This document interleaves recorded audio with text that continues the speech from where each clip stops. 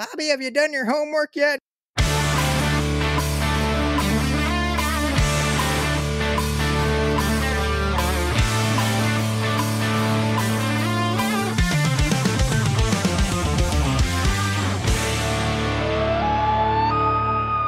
Welcome to another awesome episode of the Average Ontario Anglers Fishing Podcast. Today we have, I know I always say this, but a super awesome podcast episode because we have a super awesome guest. And that guest is none other than Bobby Belmonte. His name has come up more than a few times in our podcast over the years.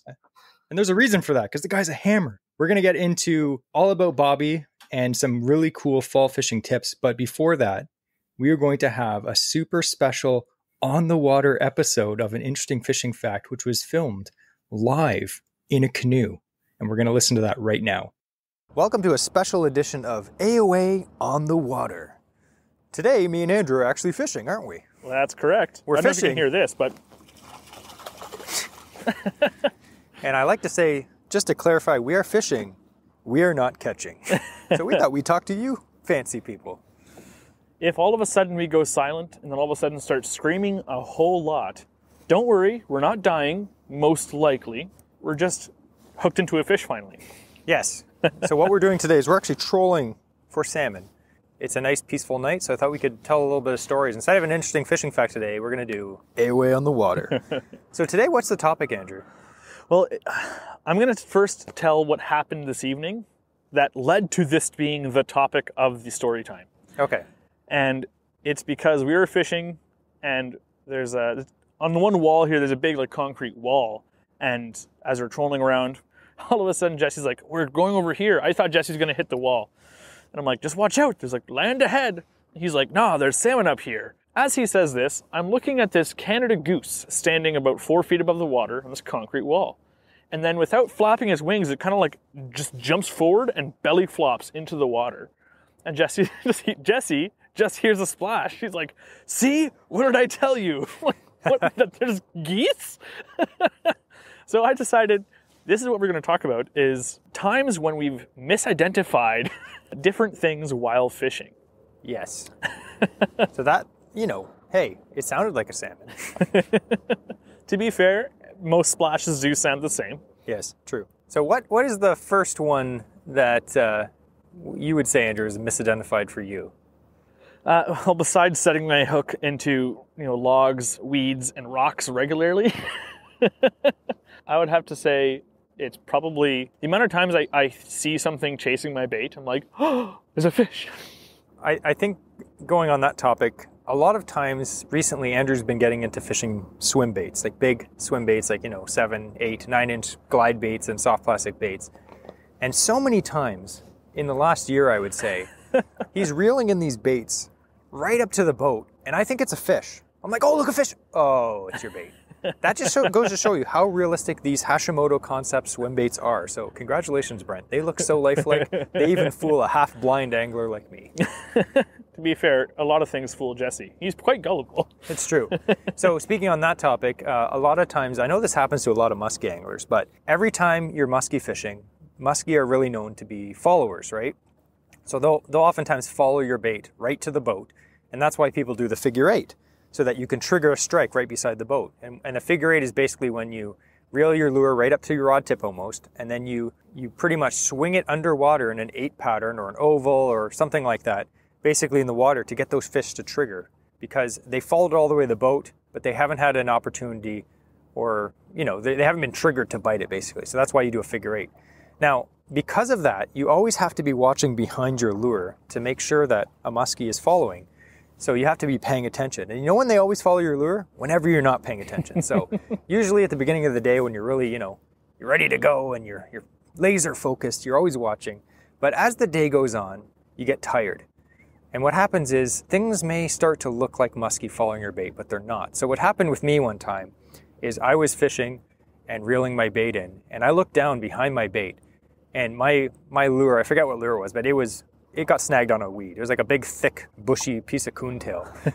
And unfortunately, it looked like a muskie to me because it was dark and the water was slightly murky. So I started freaking out to Andrew. I'm like, muskie, muskie, muskie, muskie. And Andrew looks down and he's like, That, my good friend, is a weed. So I reeled it in, my bait, sheepishly picked it off my hook, and continued to cast. But I have to say, it did get us to, it did start the heart pounding a bit, so that was exciting. It's funny watching Jesse trying to get the weed to strike harder on a figure 8. Yes, that fish was right on the bait the whole time. It's following it real close. And then when I pulled really hard, it broke in half. I've had that so many times pike fishing too, because again, I expect to have like a 24-inch pike or whatever behind it, and oftentimes it's this length of cabbage that gets stuck behind my bait. Yes. So I'm like, oh, and if it's cabbage too, you have like the strand of weed, and then you have all these big leaves behind it. So you oftentimes don't see that little like stem of the weed. All you see is the leaves following 8 inches behind. You're like, oh. Yeah. You make little fisherman loon sounds. I have a story, speaking of musky fishing, before Andrew gets to his next one. It involves some guys that I went fishing with a few weeks ago when I was on my cottage trip. A few guys from Instagram and Patreon, they were like, hey, if you're up in this area, which, the cottage was up near where they usually fish, they're like, we'll take you out musky fishing. So I was like, absolutely, that's awesome. So we went out fishing with Will and Jeremy. It was a fantastic day. They actually boated 2 musky, had 2 follows, and 2 got off the hook. So that's pretty good for about 4 hours of fishing. But speaking of missing identities, Jeremy was chucking a really big water wolf gator tube. It was one of the big, like 11-inch Magnum tubes.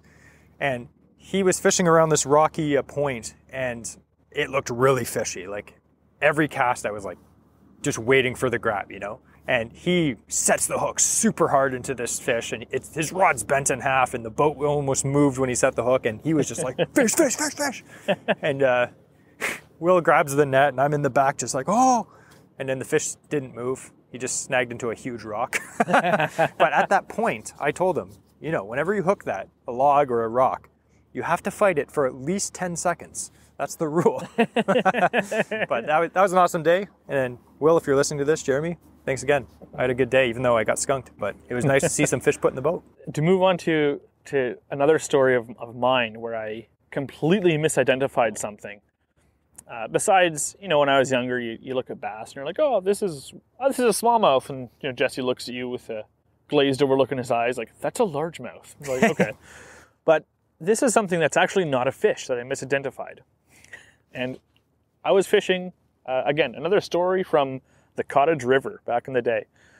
I was fishing late at night. This is after Jesse, I was just with my parents at the cottage that year. Just my brother had moved away.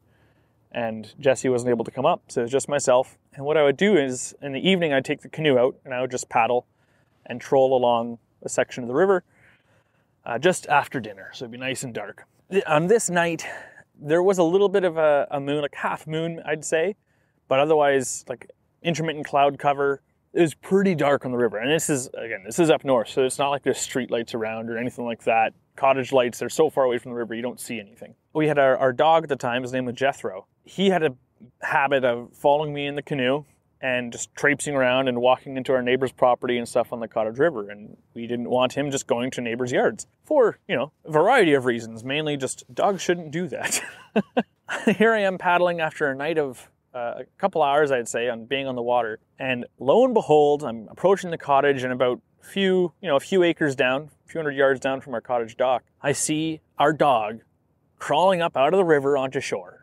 And I'm in the canoe, and I'm about 40 feet away, and I just start yelling. I'm like, bad dog, Jethro, bad dog.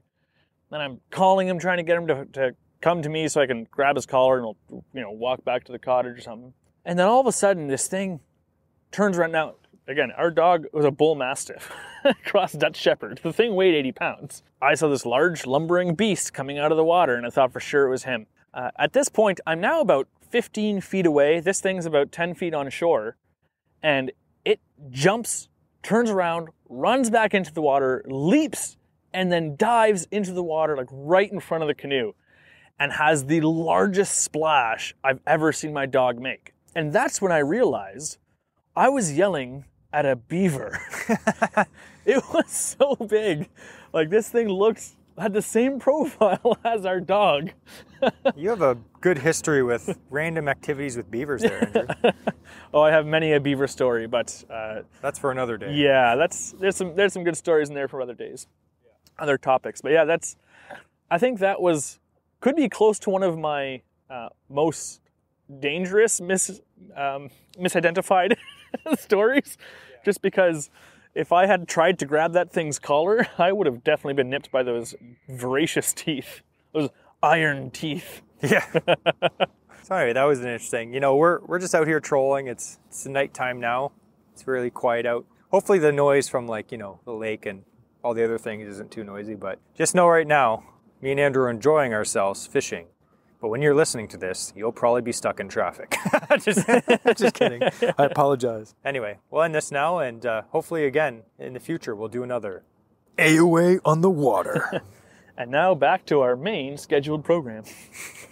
So today, like I mentioned, we actually have on the podcast with us Bobby Belmonte, the fishing guide. Now, what's going on? We are average anglers. We don't know that much about fishing. So every once in a while, we like to learn ourselves. Like, we don't care about the listener right now.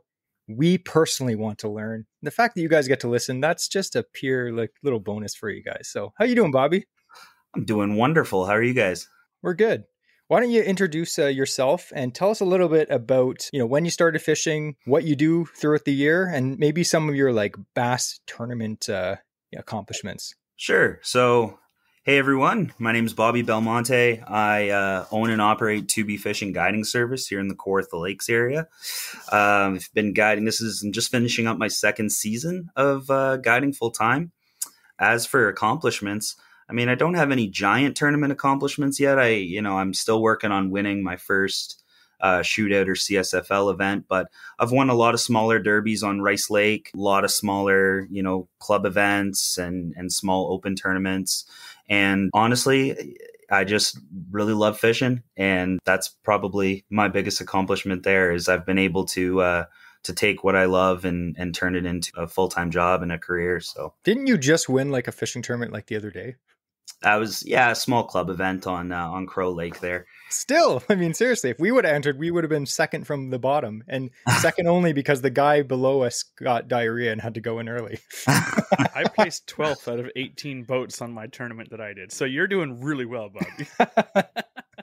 Yeah, I mean, I've over the past few years, I've had a little bit of success. I think just spending a lot more time on the water has helped me do that. And yeah, I'm always looking to improve. Like I said, I'm working towards bigger wins here. I just haven't got there yet. He's really like, downplaying how good he is at fishing. Bobby is a legit hammer. I'm always looking through Instagram and I'm looking through pictures. It's just like huge fish, huge fish, huge fish. I catch real big ones when I'm not in tournaments. But yeah, that's something that I'm really good at. So, but I appreciate it. What I'm learning is Bobby's modesty is second only to his fishing prowess.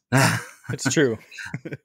I thought one question that we'd like to ask, we've asked before another guide that we had on earlier in the year, but what does being a guide mean to you? Well, I think the biggest thing is like I said, I mean, I get to do what I love. It's super important to me, but I also, part of the reason why I became a guide is I enjoy sharing my knowledge and I enjoy teaching people. And I've been known to get pretty pumped up when, my guests catch a personal best or a good fish. And I almost get I get more pumped up for them than I do if I catch a nice fish.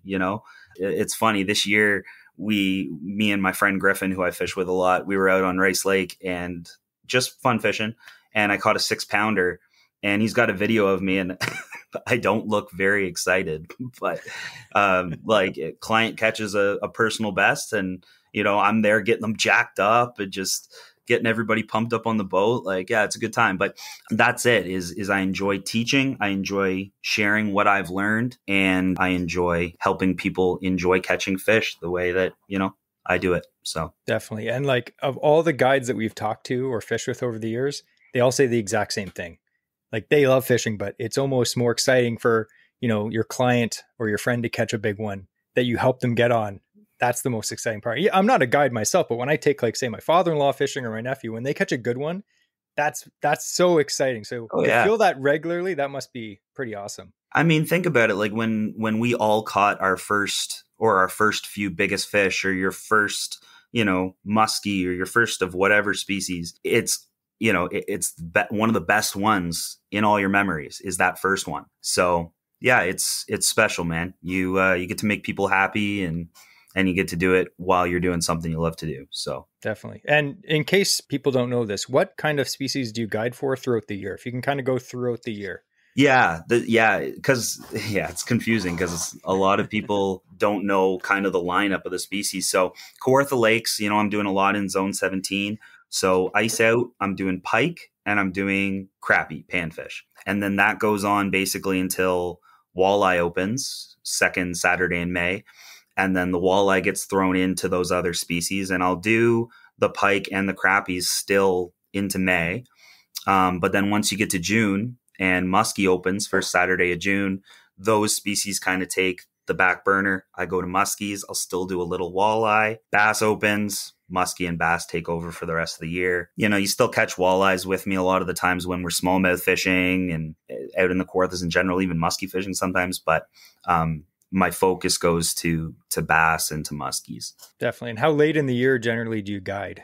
November, until it's too cold. Like it slows down in November because a lot of people don't want to go out that time of year. And it's different. It's not, especially when you get into like mid-November and it gets cold out, like you may only have a few hours in the day where you're going to catch good, like a lot of them are a lot of the lakes, you go out in the early morning in the fall, you're not going to catch very well. So the bite window is really, really short. Yeah. Super small bite window in November, but I go to November pretty much. Nice. So you're out there pretty much from early spring to late fall pretty much. So again, as someone personally who has fished with Bobby, I would highly recommend it.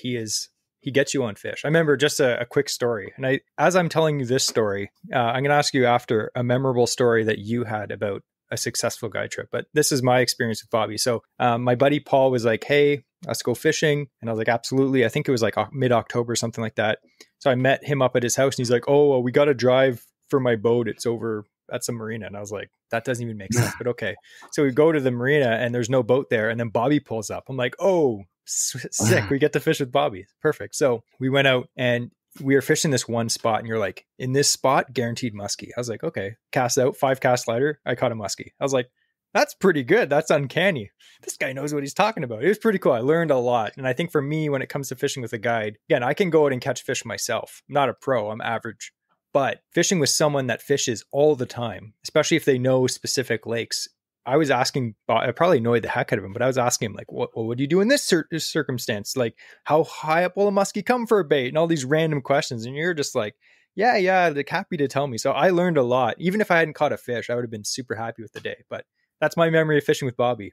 And I would do it again for sure. That was fun. Like we went out and the wind was hitting this one spot exactly how you want the wind to hit it. So when the wind hits it like that, like it blows a bunch of bait fish in there. And then I think I was out the day before that too. And I saw a couple there. I was bass fishing and I saw a few muskies on that shoal. And I was like, they're going to be here. The wind's the same. So yeah, I looked good that day. I looked good. Sometimes I make calls and it doesn't happen, but sometimes it does. The important thing is to keep making calls because then eventually you get some right. So that's what me and Andrew do every time we're like fish producing cast. Fish producing cast. Eventually you'll hook up and you look like a genius. Yeah. So what about you? Do you have a memorable fishing trip that maybe you got, a client on a giant fish or just a memorable fish? So I was thinking about this when we were chatting about it. One that stands out to me, I've had a lot of good trips. I just, ones that people catch their PBs, that's awesome. I love doing that. I love somebody getting their first muskie. That's always like a real big thing. That's better than catching your first bass, your first walleye. That's special, getting your first muskie. But one that comes to mind is I have a couple that have gone out with me a bunch of times, but the first time that they booked with me last year when I was just starting out for crappies, we had to reschedule a couple times because of weather. And then our crappie trip was like really late in May and the water temps were raising, like they were getting hot up there. And I was getting a little worried. I was like, man, like I really want to put these people on fish. I'm worried the crappies are going to push out and not be there and it not be good. And we went fishing, like, didn't say anything about it. It was just like, yeah, like, we'll figure it out, Didn't want to freak them out and be like, oh, we're not going to catch anything, because we can always try to figure something out, right? Like it's fishing. You can try to put something together. But it's nice especially with crappie fishing. It's nice if you go into a spot and it just works out. And we went into the spot and it was the best crappie session of the summer. Like 8-hour trip of just back-to-back casts nonstop, 14 inchers, like great day, awesome day. Bunch of pike mixed in with them. So like, yeah, couldn't have had a better day for crappie fishing. And it was with the perfect guests everything was great about it. So that's one that really sticks with me. That was probably the first trip I did of the season where I was like, oh, I like this, because last year when I started, like, I'm feeling it out a bit. I don't know if I'm going to love doing this, right? This is my first year. I'm going to try it out. Yeah, it's been good. That was a fun trip. So yeah, that's awesome. And to have things like I haven't been fishing with Bobby personally, but to have when I see him at the show, like on Can Cast and stuff, we've met each other. I will say, even if the fishing happens to be slow, I can attest to the fact that with no rod in the water, he's a great guy to have a conversation with. He'll keep the conversation flowing. I mean, that's part of being a guide for sure, right? Is you got to be a people person. You got to be able to talk and, entertain your guests when the fish aren't biting. So, yeah. I was going to add, I'm not going to ask you your age because that might be insulting if you're a lady, but you're a young guy. Yeah, I'm 28. Yeah, so you're a younger guy. Now, there are, if you look in anywhere, a lot of the guides you'll have are super experienced older guys. There's a lot of middle-aged guys. There's some younger guys. Would you say being a younger guy getting into guiding, was that difficult for you? No. I mean, I've been in the fishing industry for a long time. I know all the people, so including a lot of the guides that have done it for years out here. Like I talk a lot to Joe Ford. I talk to Mike Williams. Like, it was one of those things that I kind of knew what I was doing as I went into it. It never really freaked me out. I think that sometimes when people think of like guide, they think, oh, I'm not a professional fisherman. Like I can't be a guide. You know what I mean? But as long as you're good with having, different people on your boat every day, talking to these people, teaching them, and then adapting, like if somebody doesn't know how to cast, you thought you were going to go out and just smash 20 pounds of bass, no problem, right? But maybe you got to teach them how to be able to cast a little ways off the boat. And then, that takes a chunk of your day. Just for an example, I'm rambling, but yeah, that's, it's something that I had to try out a bit, but I like it. That's awesome. And again, like you said, this is your second year. And from what we were talking about earlier, it seems like this year you're pretty busy. So I'm going to have about twice as many trips this year as I did last year. So can't complain. That's awesome. So again, if you're listening to this, and we're going to talk a little bit more about, the advantages of going with a guide a little bit later. But if you're listening to this and you've never had a guide and you want to fish for a species perhaps that maybe you've never caught before, or you just want to learn to do more effectively, or even just a technique that you want to perfect, going with a guide is great. Again, we're going to have all the show notes below, all the links to Bobby's guiding service, his Instagram, all that stuff. But before we get into the main topic, sorry, go ahead, Andrew. I thought you were going to say you have all the links to his hotspots, and I got excited. Yeah. I when we were doing the podcast, I'm like, yeah, you just need to, have your webcam. Also, make sure you plug in your Hummingbird unit into the side, and I'm just downloading it just like a spy. So before we get into the main topic, which by the way, the main topic isn't Bobby Belmonte. That's just the guy. The main topic is fall fishing. So thought we'd do that. But before we do that, I thought because we had such an interesting reaction to using AI last week on the podcast. So if you didn't listen to last week's podcast, obviously do that. But we used AI and we asked it good excuses to get out of work. And some of them were good, some of them were trash. So I thought we could do this again. And I asked AI some slogans for Bobby's fishing guiding service. And this is what I came up with. Perfect. Okay? Let's hear them. Feel free to use any of these, no charge. All right. Yeah, it's all open source. Yes. It's like Bobby Belmonte, teaching fish to regret their life choices since 2022. Bobby Belmonte, the only guide who makes fish jump straight into the boat. That's okay. Here's another one. It says, how are you going to top that first one? Oh, I don't know. That was actually the best one. This one is guaranteed to catch fish or Bobby buys you lunch. That's a selling point. Yeah. The next one, Bobby Belmonte, making fish nervous one cast at a time. Absolutely. Yeah. This one's more like, pretty poetic. To be fishing or not to be fishing? With Bobby, there's no question. Wow. That's okay. Here's one.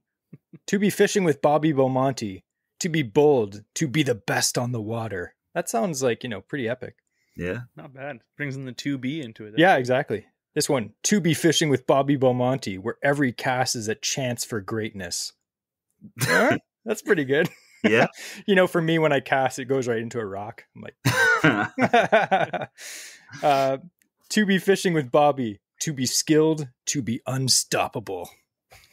Now, some of these are pretty good. AI this time, pretty good. You could put some of those on a t-shirt, man. Yeah. We don't do too much AI with each other, because if Jesse tried this, be like, what's it like fishing with Andrew? It would be, Andrew making Jesse nervous every cast. Yeah. Another hook in the earlobe. This is the last one. It says, to be reeling or to be dreaming. Bobby Belmonte makes it real. But the real is real with 2 E's. Huh? Of course it is.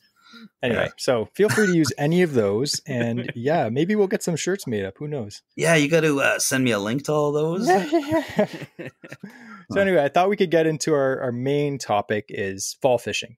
And I feel like this is one thing, if you're not an experienced angler, if you're just an average angler, you go through the summer and everything's normal. And you're like, this is awesome. And you kind of get into the groove of summer, and then fall comes. It's like bang, and then things change. And then all of a sudden you suck. You're like, what happened?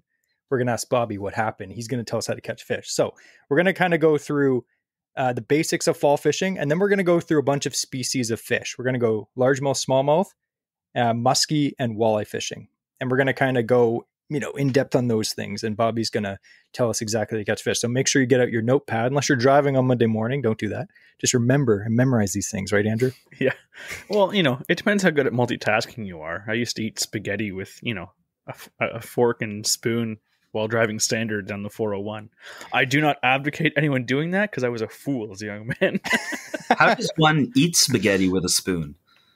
No, with a spoon and forks, you got to twirl it, Oh, like a spork? Yes. I mean, I'm using both hands with one in a fork, one in a spoon, eating like spaghetti. What's the spoon for? Well, it's to roll the fork on. You've never seen that? No. Man, these young kids don't know anything. The I just reason put why the is fork in and twirl it. then you get half the bowl of spaghetti in one fork load, though. When you're Exactly. driving standard, merging on from Kingston Road onto the 401, that's a little dangerous. So I used the spoon to get a lesser amount. Big old spaghetti lollipop and just go for it, man. Remember when it said Bobby catches fish or else you get free lunch? That's what he's going to give you, a spaghetti lollipop. Spaghetti lollipop. It's disgusting. Nice. So let's get into fall fishing. As fun as Andrew's spaghetti driving stick on the 401 illegal activities are, don't report him. That was like 20 years ago. Yeah, statute of limitations, people. It's too far now. Yeah. So we kind of discussed. So Bobby, what is the main difference, considering all the fish we're talking about today, but what is the main difference between fishing in summer and fishing in fall? A lot of stuff stacks up in the fall. So especially stuff's going to be different if we're talking Great Lakes compared to Kawarthas, compared to Muskokas, So Kawartha Lakes, your weed's going to die off. That's the biggest thing. And all these areas of, good weed beds and lily pads and whatever, where you've been catching fish through the summer, they're going to die and the fish are going to get out of there. That's the biggest thing. And you'll hear people say that, in the fall, 10% of the lake is where the fish is and 90% is dead water at that point. And it's very true. Everything condenses into zones. That's why people, like you said, they go out in the summer, they're catching fish, and then all of a sudden it's like, oh, where'd they go? They moved.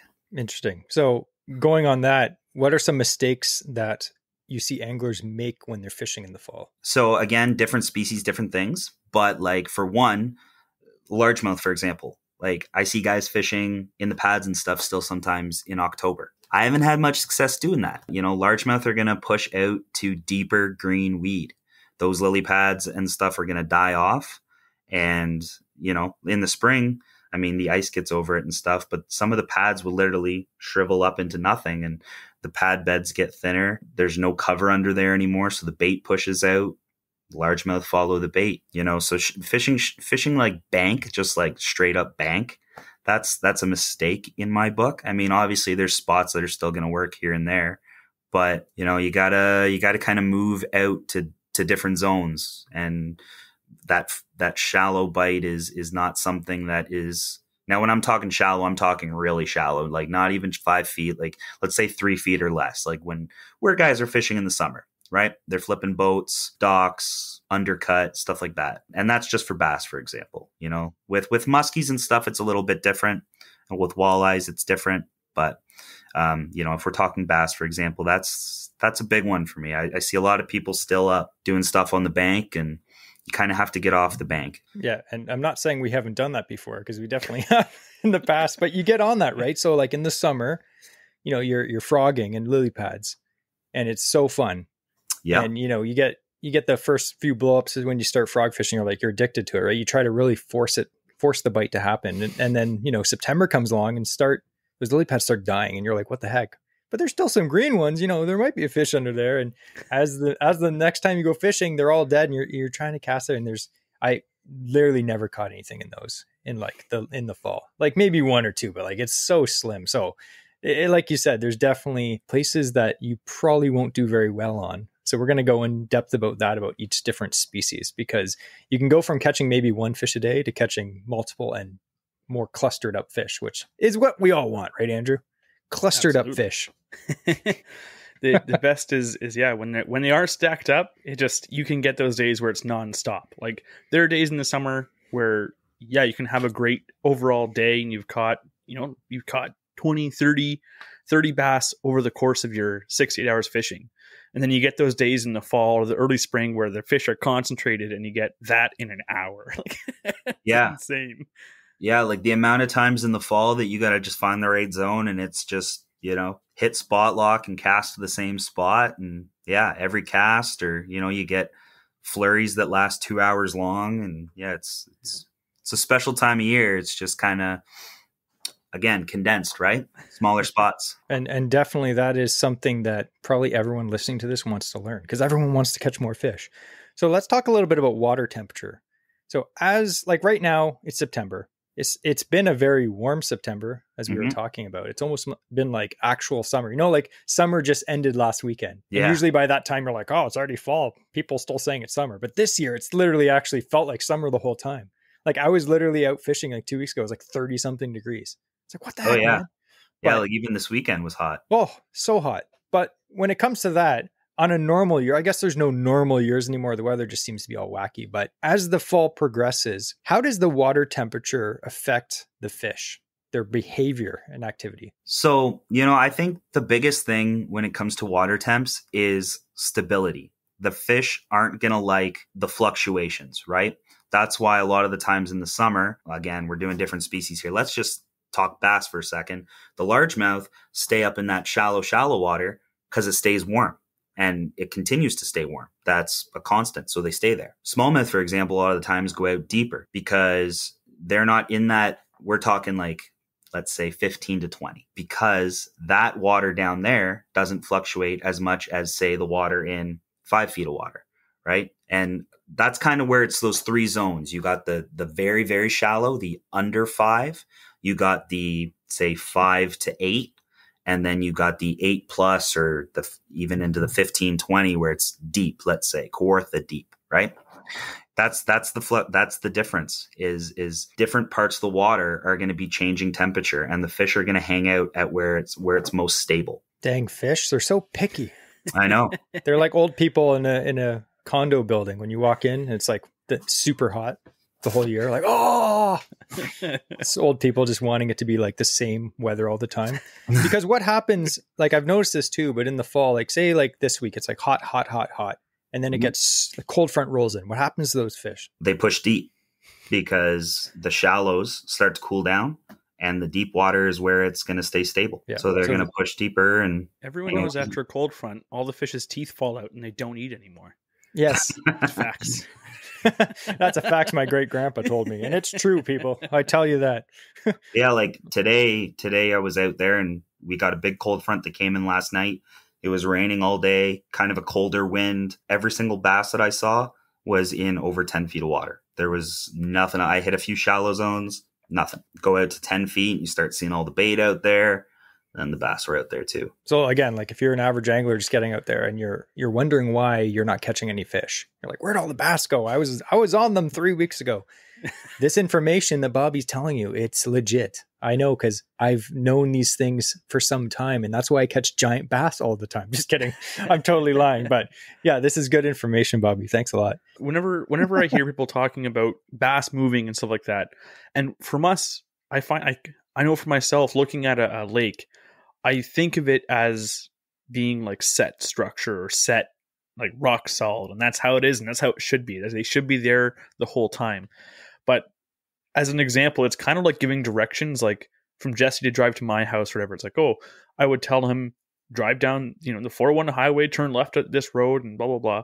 But for fish, like the lake's always changing. Temperature's changing. Where the weeds are, the structure is changing. So it's more like me trying to give Jesse directions like, hey, turn left at the cloud. And then when you see a blue sky, I want you to turn right. Like those directions will change as the seasons change. So the same things happens in the lake. Like everything that they're relating to that is holding them in certain areas, it's changing on a day-to-day and especially a seasonal basis. Yeah, absolutely. Like I got spots that, I used to fish all the time. They were go-to stuff 5 years ago, 10 years ago.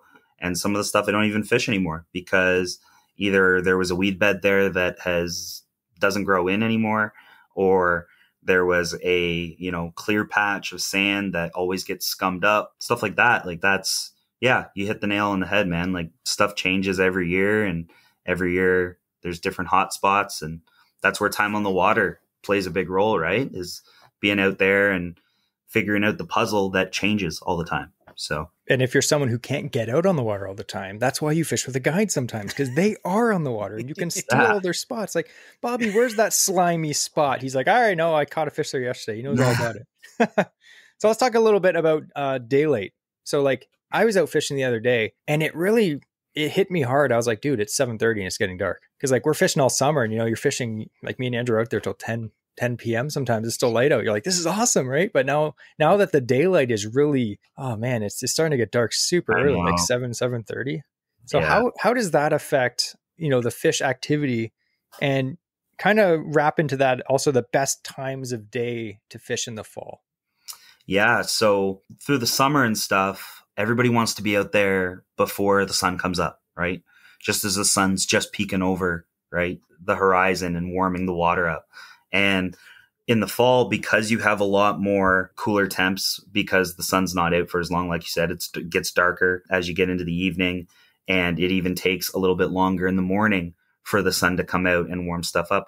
I find that the hot time is when that sun is out, like when it's warmed stuff up.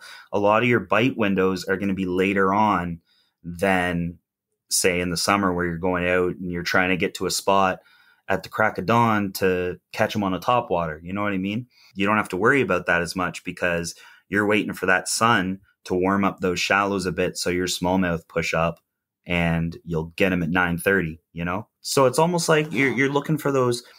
Again, we're always, I'm going to end up saying this a million times in this podcast. It's condensing. You're condensing the spots and you're condensing that time that you're going to catch, right? Because I can tell you so many times in the fall, you go out and it's significantly slower for the first few hours of the morning.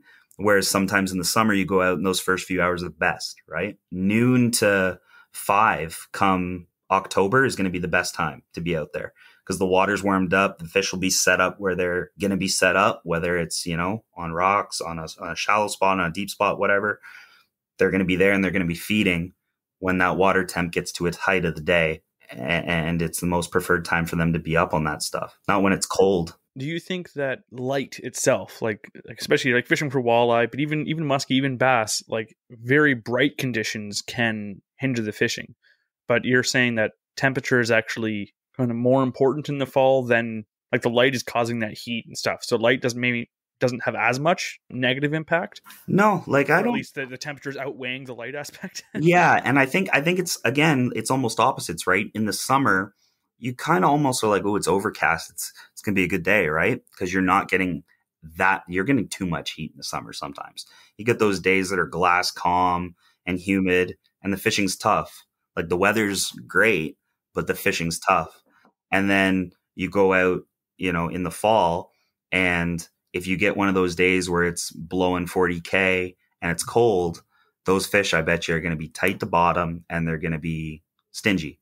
But you get a day where it's like, goes up to 10 and you get a nice sun chunk through the day. It's still cold out because it's the fall, but it's warm for the fall and the fish are chewing. So yeah, I like the sun in the fall. It's kind of, it's funny, but it switches it up. And I even think that's the same for muskie, for, a species that people like to go out when it's overcast or when it's crummy out. That's when they, muskie are going to chew today, right? But in the fall, like some of my best days for muskie in the fall are when it's nice out. The fish are moving around, they're feeding. So that's actually good. So if you're someone that does not like to set their alarm and wake up at the crack of dawn, you're one of those lazy bums like me who would rather sleep in a few more hours, Bobby's telling you that's fine. It's totally chill. You're allowed to do that because the best fishing is actually when it's warm out. That's awesome. Maybe that's why I like fall fishing so much, because we've noticed that ourselves, especially in the spring, but the fall too. We don't bother getting up early. Like we'll go camping or fishing, say for pike in the early spring. And we used to get up early because we were young and dumb, and we wouldn't even do well in the morning anyway. We'd start doing well at like 11, 12 p.m. It's like, and we're like, why are we getting up? So we just started to sleep in. It was awesome. Yeah. It's literally an old man's dream. Like, it's not that you can't catch, you can catch in the mornings, but like more often than not, especially if you're going to have a day that's nice, like, yeah, you're right. That water's going to warm up and the fish are going to chew once it's a little nicer out. Yeah. My buddy Griff, just for that exact reason, loves fall, because he's a sleeping in kind of guy. And, he's doesn't sleeping right now. Yeah, probably. Griff's going to probably be listening to this and he's laughing right now. So there you go, Griff. I'm throwing you under the bus for sleeping. Griff's a hammer too, just to tell you. Yeah. So I thought we could get into the species first. I know we've kind of covered a little bit, but I thought we could go more in depth, because if you're someone that wants to catch these individual species, you're probably going to be, taking notes or logging these away in your brain for this season, because there's still, like Bobby said, there's still a few months left of the season that you can be very productive. So first we're going to talk about bass. So why don't we do smallmouth first? And I have some questions prepared, not using AI. These are actually my intelligent questions. AI would be like, where do you catch smallmouth? All right, here's my first question. Where do you catch smallmouth? My question these are actually questions that I have too, because I'm not the best smallmouth bass angler. I mostly fish largemouth. So when targeting smallmouth in the fall, we kind of talked about this in the last point, but what areas are going to be your first, like you're looking at a map or you're on your lake and you're looking at your fish finder, what areas are you going to first pinpoint and be like, that's where I'm going to go first to see if there's bass? Sorry, my cat's disturbing us here. I'm glad that's a cat, not a person. Oh yeah, no. She's a talker, this one. So she slogan, Bobby Belmonte, cat kidnapper. Just kidding. So yeah, smallmouth, I mean, one of the biggest things that I key in with smallmouth and with fish in general is where the bait's going to be. You're going to get areas of the lake that the bait's just, you won't see anything. And that's not where the fish are. So with smallmouth, they're moving fish. They move a lot. They move a lot throughout the day. They're going to be where the bait is. They're going to follow the bait. Another key in the fall is through the summer and stuff, they can be on different stuff. You can find them on weed lines. You can find them on rock. You can find them on sand. More times than not, you're going to find the smallmouth on rock in the fall, because the rock holds the heat. And if it's rock weed, it holds more heat. Rock weed is what I'm focusing on most of the time. Like there's going to be exceptions to the rule. There's spots on some lakes that are sand that I may fish in the fall and stuff, but if we're talking smallmouth in general, rock weed, especially that rock, is where you're going to want to be in the fall with the bait. Rock weed with the bait. For someone who's a complete beginner, how are you going to find that? I know it's time on the water, but say you're completely new to a lake, you have maybe Navionics on your phone. What are you going to be looking for? We want hotspots. Send us GPS coordinates. So here, I mean, this is a great tip for Kawarthas in general, right? When you're thinking weed growth, the weeds don't really grow in stuff that's like over 15 feet. So if you look at your Navionics or, any chart, Garmin, whatever you're using, and you kind of look at that 15-foot contour and you shade it, right? You shade so that everything shallower is one color and everything deeper is another color. You can kind of go off of that and say, okay, this is where my weed lines are going to be on the lake, right? Now, some of the areas may not have weed in them, and then that's against the rule. But when you find a area that's got weed, you can kind of follow it from that 15, start going in and find your weed edge. Once you find your weed edge and you can see it, if you can see the tops of the weeds, you're looking for bait swimming around on top of the surface, maybe bait flickering on the surface, little ripples and stuff. If you have live scope, if you do have the forward facing sonar, you're going to see the bait schools swimming throughout the weeds. Or if you just start catching smaller fish, if you're throwing baits around and you start catching perch or you start catching rock bass or something, all this stuff's going to be in the same zone, right? So that's kind of how you can start finding your weed beds. And then obviously some are not going to be good, some will be good, but that's how you can start finding them. And then when it comes to the rocks, if you're using your electronics, it's a lot easier to find the rocks. Side image around, you find the rocks, you mark them. Bob's your uncle, right? But, for the longest time before I started guiding, I really didn't use my electronics as much as I do now. I've really started to get more into the electronics over the past, 3-4 years. But before that, a lot of the way that I found rock and hard bottom was casting a bottom bait like a tube and dragging it and waiting until I felt the rock and not getting stuck in weed and stuff, right? You can kind of try to anticipate where these rock spots are going to be. Sometimes you'll see rocks on the shoreline, and that's a good indication that, hey, if I, work out from that shoreline, maybe I'm in a weed line, and then, at the edge of that weed line, there's hard bottom out there because it's a rocky point. Then I find my weed line edge with rock bottom. Boom, you have a spot, right? That's an example. That's kind of what I would do if you don't have the electronics, right? Like that's a way that you can try to learn an area without the equipment. But that's good tips. And I don't want to sound like I'm a genius or anything, but this is my Navionics. If you're watching this is actually a 15-foot shaded depth range. So it's super easy to do. I actually had that because last night I was in bed, I couldn't sleep, and I was just like looking around the lakes I fish. I'm like, okay, because oftentimes we'll fish, the deep weed edges for musky too. Right. And it's super easy to find spots. Like it doesn't take much to learn how to read Navionics. And if you don't know how to read it, there's so much information. Like you can watch a YouTube video and some guy will explain exactly how to read it, what to look for. And again, it comes with time on the water, like Bobby said, but you can pretty quickly, even for an average guy like me, I can go through and be like, yeah, that's a spot I'd want to troll, or that's this point here. It has a really, steep drop off. I want to fish there. It's not hard to do it. And even though it is a little expensive, if you don't have a unit or Navionics, it pays for itself 100%.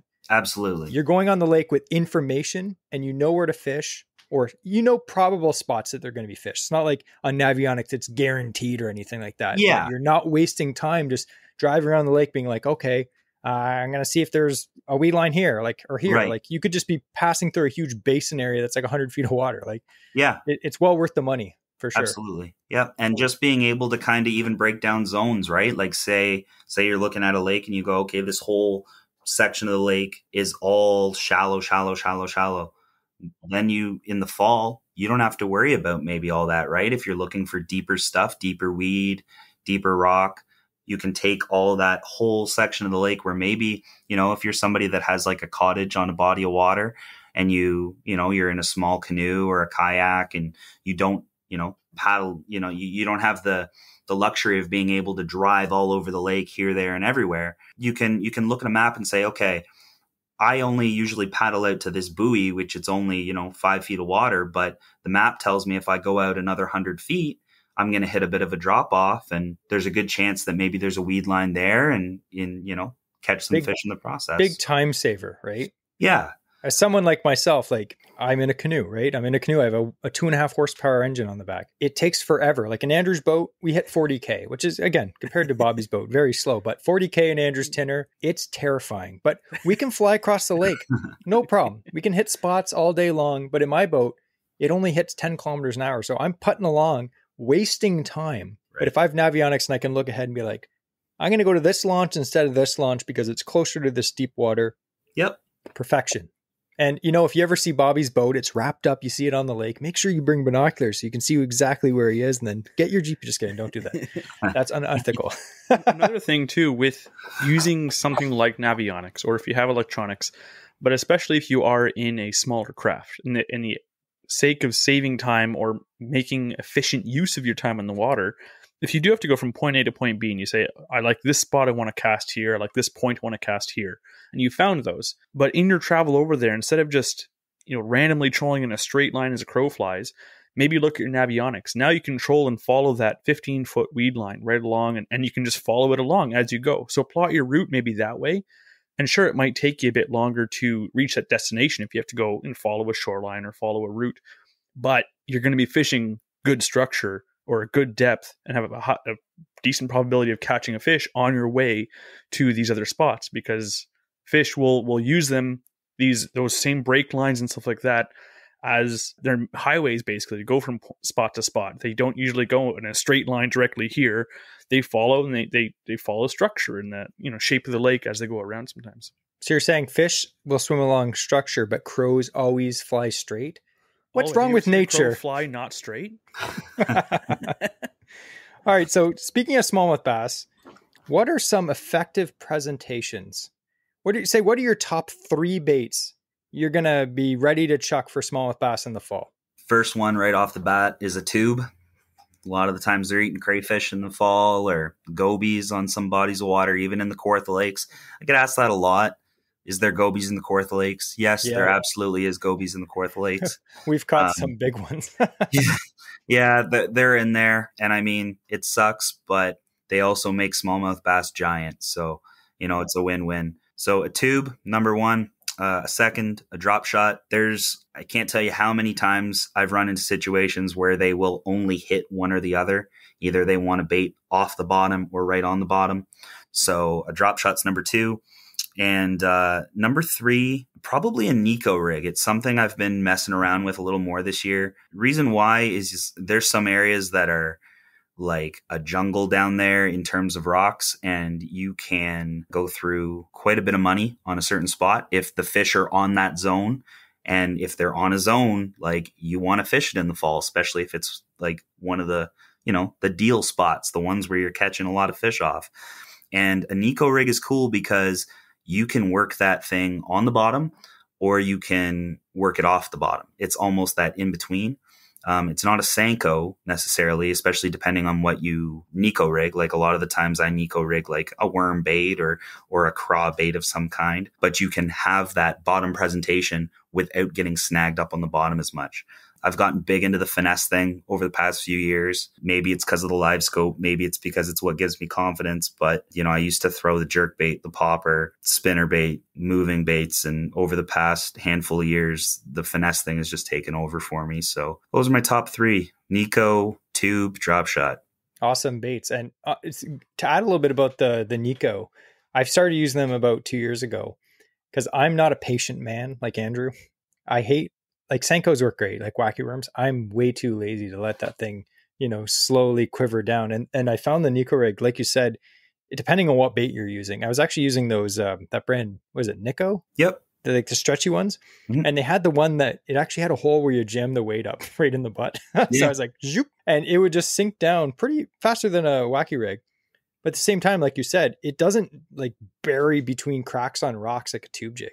Like, No. Remember you said about finding rocks? That's how I find rocks. I just snag my tube jig. I'm like, oh, there's a rock there. They seem to always find the crack between two rocks. But the Nico rig, it's almost like just heavy enough to fall that it doesn't just bury down, and you can kind of hop it on the bottom. And yeah, it's how you're working it, right? Like, at least the way that I work a tube or a net or a bottom bait is I'm dragging it. So like my rod tip's down towards the water, and I'm slowly sweeping my rod so that bait doesn't come off the bottom and it just constantly has bottom contact. But with a Nico, my rod tip isn't down, it's up, right? So I'm popping it up, letting it go down to bottom, shaking it, popping it up so it doesn't get snagged as much. It's not snag proof, you hit a log, you're cooked, but end up saving a few bucks as opposed to, losing $60 worth of tube heads and tube jigs some days. So ooh, Yeah, happens. it happens.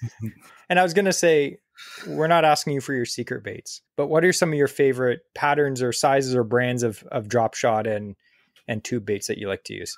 Yeah. I mean, so if you follow me on social media, you're probably going to already know some of the things I'm going to say. Yeah, there you go, right there. Was that a secret?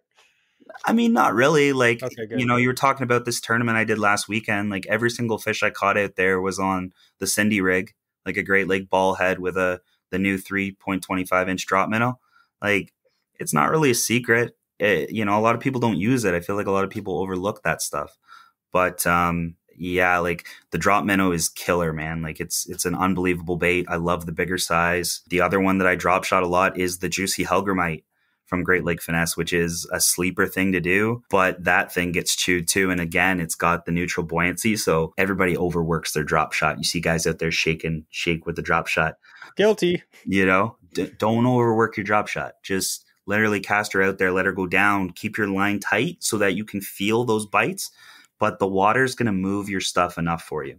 So you'll be amazed at how many times you cast in there, let it hit bottom, hold your line tight, and like just wait, and then all of a sudden, dunk, you know, like it's, yeah, drop shots, drop minnow, Helgramite, those are my top two. The other thing that I wouldn't overlook is like a 3-inch Senko, wacky rigged on a drop shot. Summertime more, not so much fall. I like the smaller stuff like the drop minnow in the fall, but summertime, little Senko, she works. This is the juice if you're listening to this. Bobby's giving you all the secrets. I really want to go with Bobby because one thing that I struggle with, I find, as much as I love Finesse presentations, like I mainly fish Finesse top water or, you know, like cast and retrieve style baits, like just small stuff like BFS. I love it. Right. And one thing that I really want to grow in my ability with is I've been fishing Ned rigs for a while. I love them, but I don't fish drop shot pretty much ever. And there's a few of the rigs, like I really want a Neko rig. I really want to get into that. I actually bought the new Z-Man rattlesnaker. Oh yeah, I like using Z-Man plastics, but it's really tough to shove weights in them. Yeah, but it's so nice to like put a nail weight in that thing with using that little tool. So I'd love to go fishing with Bobby and actually like, hey, let's teach me all of your tricks about Finesse, like bottom fishing. If you don't get a fish, I'm going to inject a rattle into you, Bobby. He walks back to the boat launch. Sound like my own sound effect when I walk. Yeah. I'd also like to mention one thing. Bobby was talking a bit about Great Lakes Finesse baits. We did a whole episode with Dan, who does that brand. He goes into every single bait and talks a bit about, you know, the Cindy rig, like Bobby's talking about, a bunch of different rigs. So I'll link that below in the show notes. That was an awesome episode. That whole episode was about catching giant fish, mostly smallmouth, on small baits, small Finesse baits. So that was a great episode. So definitely check that out. I know you could go into a million different things for gear, but if you were just an average angler and you're fishing these baits that you mentioned, it might be hard to narrow it down to one, depending on what you're doing, but maybe 1 or 2 setups for that technique for smallmouth. Are you thinking like rods and stuff? Yeah, rod, reel, braid, floor, whatever. Like, okay, so you can get one rod that can cover a lot of your Finesse stuff. The only one that's kind of by itself, I would say, is the tube. The tube, you want a little bit heavier of a rod. So for your drop shot, your Ned, your Nico, your wacky rig, all that stuff, 7 to 7.3 medium light, that's going to be your best friend. And then pair it up with, you know, a 2,500 or 3,000 size reel. 3,000 size reels have a little bit of a nicer drag, I find. There's a little bit bigger washers in them. I like the drag on them. I use the Xsense 3000 a lot, but any 3,000 size reel or 2,500 size reel is going to treat you well. 10-pound braid connected to an 8-pound leader, fluorocarbon leader. And that's your perfect setup for 75% of your Finesse stuff. The only other technique is the tube. Then I would maybe step it up to a medium. Some guys go medium heavy. I like a medium. I think it's stiff enough of a rod to fish a tube jig, especially, you know, I throw the Great Lake Finesse tube head. It's the best tube head I've ever used. There's a lot of people that would agree with me on that. It's compared to some other tube heads on the market. It's unbelievable. And even though it's a stout hook, the medium's enough that when you lean on them, it keeps them pinned. So same reel, same line, just instead of a 7 to 7.3 medium light, I would go to a 7 to 7.3 medium for a tube. Awesome. Yeah, I fished those tube heads this summer up near North Bay, and I didn't hook in anything giant. but they are razor sharp. They're kind of a thicker wire, because sometimes you think of like small finesse baits and they come with small finesse hooks, and you're like, okay, if I'm fishing for big fish, that's going to bend out. But these hooks, they're actually stout hooks, but they're sharp, so you don't have to worry about them bending out, unless you're like, Andrew, and just hook setting into a dock all the time. But that's okay. I should say that too, that, so I say that you need a heavier rod for the tube, but it does come down to what hook you're using, because like Jesse said, some of those hooks out there on the tubes are a lighter wire. And when you have that lighter wire, you can go to the medium light.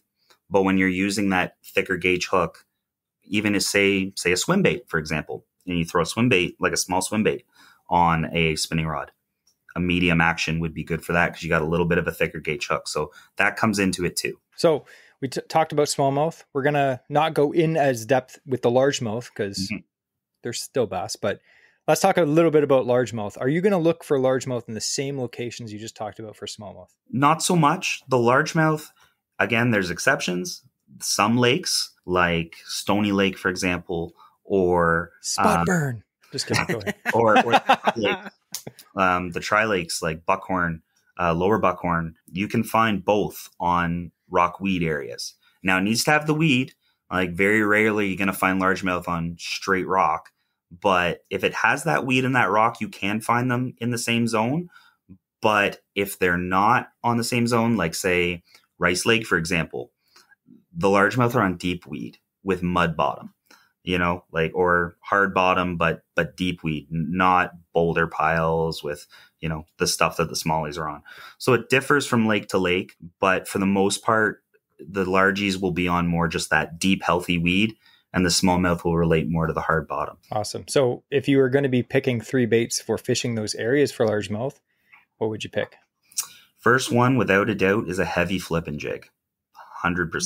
75% of the time, if I'm fishing largies, that's what I'm throwing.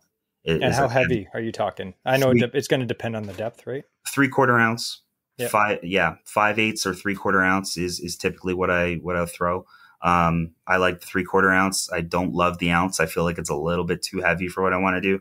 Sometimes I'll punch an ounce, but that's different. 3/4 ounce flipping jig. That's number one. Second for largies is the all hated Senko. I know that people rip on it. Like, you know what? If it catches them, so what, right? Who cares, right? Yeah. People hate on the Senko, but I'd use an effective bait like a Senko. My goodness. yeah, I buy them in bags of the hundreds, man. Like, they are fish catchers wherever you go, and if you're not throwing one, then you're missing out on catching some fish, because they catch still. Even the like elite pros and like the Fish the Bassmaster, like you see like John Cox, like the guy's an elite angler, and he's like, I always have a stick bait tied on. Yeah, because they work. Like, it's like a Ned rig. Everyone's like, oh, stupid Ned rig is so stupid, but it cleans fish up. So who cares what other people think? Just fish. I don't hate on any technique. You know what I mean? If it catches, it catches. What about fly fishing? Just kidding. Yeah, right. Jig, wacky worm, and third one, most of the time it's a jig. Like, that's what it is most of the time. It's hard to pick 3, honestly, because it's so often a jig. But like a heavy swim bait, maybe, like again, use a 1/2 ounce or 3/4 ounce head, so it gets down there, and just slow roll it, maybe. But for the most part, like, you stick that jig in your hand and just flip away. Just flip along the weed line there, or whatever structure. That's my kind of deal. Like, here's the thing. Say me and Andrew went fishing with Bobby for bass in the fall. We'd have to position the boat just right that Andrew would be able to cast up to the rock piles for smallmouth, and I'd be flipping off the back of the boat for largies in the weeds. It would be like perfect. Yeah. I was going to say, every time we talk, we have a guest on, Jesse, and we got to stop having guests, because it keeps hurting my feelings that they're always like, oh, here's the deal. Here's how you do it. Great information. And like, I love casting crankbaits. It's never listed as one of the things that's top. That's why I told you they suck. Well, you know what though, Andrew? Like, there's people listening right now. They're like, oh, you didn't say this bait. Oh, you didn't say that bait. One of the most important things is using what you feel confident in, right? Now, if it's not working, that's when you switch. But I feel confident in crankbaits until Jesse outfishes me 5-1. Well, you have to be confident in something that actually makes sense. So like say like you're in November and you're fishing a popper. Yeah. You may have confidence in a popper, but you're dumb because that's not going to work that time of year. And you may have caught some random bass one time in November, but you got to go with what works. And we're talking to a guide here who's on the water multiple days a week. You know, he fishes tournaments all the time. Like this guy knows fishing and he's telling you, this is what I use. That's not the only baits you can use. I said this to someone the other day. I'm like, Bobby uses this bait and he doesn't seem like the kind of person who wastes his time. Mm-hmm. So he's going to use the lure that's the most effective so he can get clients on fish, so he can catch fish in tournaments. So it's valuable information. So Andrew, put the crankbait away, get a flipping jig out. Yeah. Come on. And that's the thing. And that's why I want to experience more trips going with when we've been able to fish some awesome people. You know, like guys like Bobby and stuff like that. And to be kind of told, hey, use this because it works. And you see what they're doing and they're blowing you out of the water. It's okay. I can build confidence in other techniques that I may have tried before, but I wasn't fishing just right or something like that. Yep. And that's the opportunity. Like when you're fishing with a guide, my recommendation for people is, for any fishing, is never get set in your ways. Absolutely. Like you already said, things are always changing. Spots are changing. Have an open mind. Have an open mind, because when I'm fishing with someone who knows more than me, which is most people what I fish with, is I want to learn from them. And that's how Jesse's like, no. But I've learned a lot from Jesse over the years, and I've learned a lot from Andrew. I fished with. It's amazing to build confidence and take those opportunities to build that confidence and be like, okay, now I can take this in my arsenal and use it later, and I'll have success later too. Absolutely. Yeah. It takes one good bite on a bait, you know, and all of a sudden it's like, oh, okay, now it's, now it's my thing. Right. And, you see trends. You just see trends. You keep using something, you keep getting bit, confidence goes up in it. You start throwing stuff that you maybe used in the past that it doesn't get bit more and more and more. And eventually it gets filtered out of your confidence baits. Like it's, we may talk 5 years from now and I may tell you a whole new list of baits that I like, right? Over baits that I'm just not using right now. Like it's always changing. And we're going to talk a little bit about that when we talk about musky fishing, just getting that one bite to get confidence. And we'll talk about something that Bobby taught me how to do. So that's bass fishing. Yes. Everyone loves bass fishing. We are at the halfway point on this episode, but we're actually going to save the other half for our part 2.